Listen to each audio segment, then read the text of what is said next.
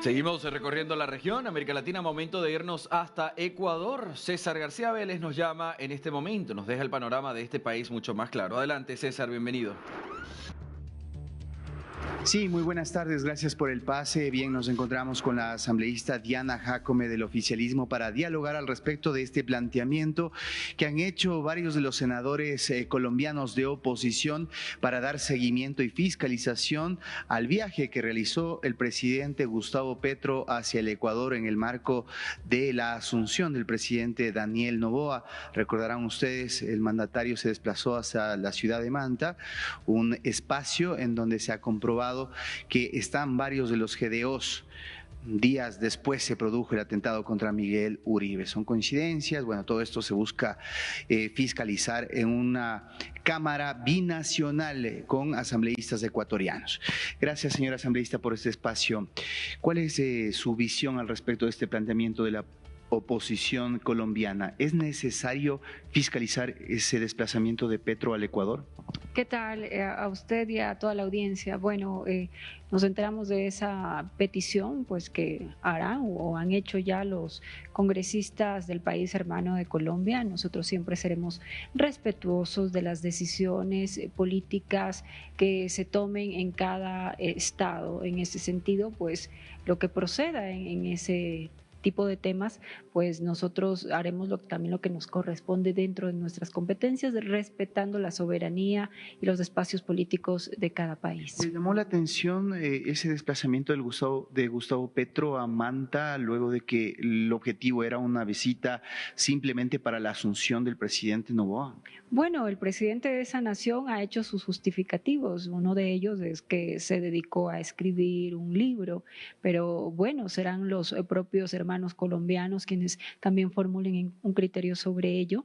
En nuestro caso, lo que seguimos haciendo y fortaleciendo desde la Asamblea Nacional y lo que hemos visto también desde el Ejecutivo es fortalecer nuestra seguridad en la captura, en el decomiso, en la incautación de quienes están involucrados en actos que están al margen de la ley. Usted, como bien lo mencionó, días después se capturó a uno de los líderes más buscados de nuestro país gracias al bloque de seguridad. Y en esa línea continuará el Gobierno Nacional y continuará también la Asamblea a través de normativas que busquen fortalecer y proteger para que puedan tener ese aval jurídico que necesitan las fuerzas del orden para poder actuar contra el crimen organizado. Si bien usted sabe que el crimen transnacional, el narcotráfico está conectado en la región, es inevitable no decirlo, están conectados, están entrelazados y el delito es aquí o allá. En ese sentido, nosotros vamos a seguir en esa lucha. Como bien sabe, desde la Asamblea también se aprobó la reforma parcial del artículo 5 para el levantamiento de ese candado constitucional que estaba ahí en nuestra Constitución y que no permitía la cooperación internacional. Hoy es necesario y será llevado a consulta a los ciudadanos para que ellos decidan sobre la necesidad, sobre fortalecer nuestra seguridad con otros países que viven situaciones complejas como es el crimen organizado, el narcotráfico. El crimen de hoy no es un crimen, no es un delincuente que te arrancha una cartera, es un delincuente que está totalmente preparado hasta con tecnología y sobre ello es importante la cooperación de varios países para fortalecer la seguridad, la capacitación y la unidad, sobre todo en naciones que buscan es eliminar a ese enemigo común que tiene la región, que es el crimen transnacional.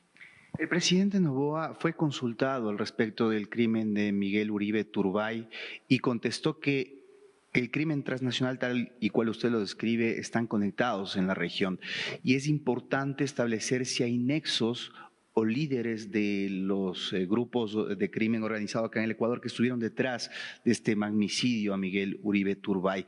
¿Les interesa también al Ecuador aportar en esto, sobre todo por la conexión que hubo entre el crimen de Miguel Uribe y lo que pasó acá en Ecuador con el ex candidato presidencial Fernando Villavicencio? Mire, todo acto que atente contra la vida de cualquier persona, sea político, sea un ciudadano, un civil, toda vida es valiosa y siempre que sea necesario cooperar entre estados se lo hará. desde las competencias que correspondan. Como mencioné a usted y a la audiencia, nosotros desde la Asamblea Nacional emitiendo normativa para fortalecer la seguridad y la cooperación entre Estados siempre será necesaria e importante, y la lucha contra el crimen organizado, contra el narcotráfico sigue. Y el Estado, nuestro país, lo ha demostrado a través de la captura de estos líderes del crimen organizado, a través de la incautación de bienes, de droga. Esto no es, como reitero, no es una situación que solamente se vive en Ecuador, sino en varios países de la región, y por ello es importante fortalecer esa cooperación y se lo hará conforme corresponda.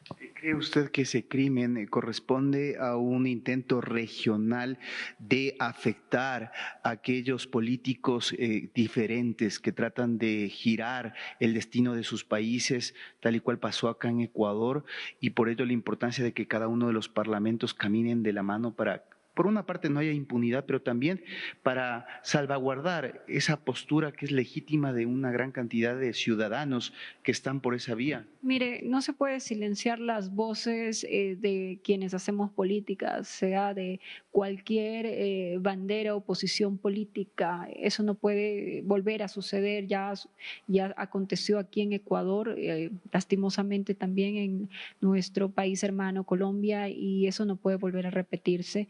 En ese sentido, nosotros como políticos seguiremos en la lucha por recobrar un estado de paz, y esperamos que la justicia del país hermano pues haga lo propio, precisamente para dar a conocer a la familia, sobre todo por la tranquilidad de la familia y del país entero, de quiénes son los responsables de este tipo de actos.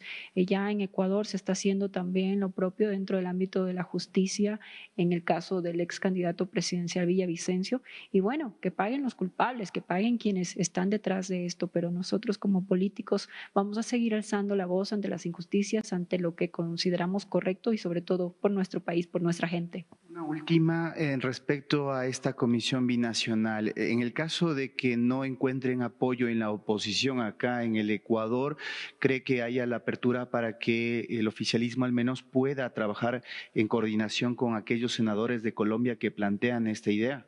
Mire, yo quisiera tener un poco de mesura en ese sentido. Creo que es importante primero que desde Colombia se oficialice eso, y de ser el caso, si llega acá a la Asamblea Nacional, será el presidente de la Asamblea o el CAL quienes den o no paso a esta propuesta, pero siempre vamos a respetar las competencias y vamos a trabajar siempre por la justicia y por la unidad de nuestra región. Bien, muy gentil, gracias. Ahí tienen la voz de la asambleísta Diana Jacome a propósito de esta propuesta que nace desde el Parlamento colombiano. Veamos cómo prospera. Ustedes siguen con más de DNews en vivo.